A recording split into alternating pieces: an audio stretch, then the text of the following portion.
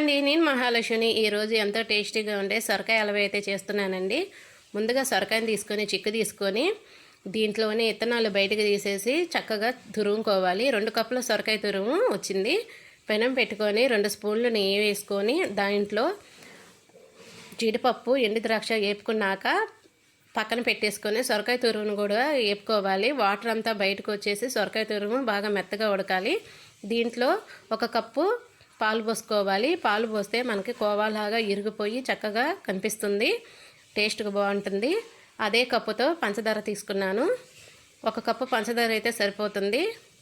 బాగా ఉడికిన తర్వాత కొంచెం సాల్ట్ వేయండి. ఏ స్వీట్లో అయినా సరే సాల్ట్ వేస్తే చాలా టేస్టీగా ఉంటుంది.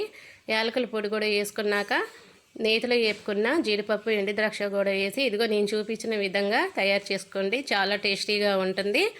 నచ్చితే లైక్ చేయండి, సబ్స్క్రైబ్ చేయండి.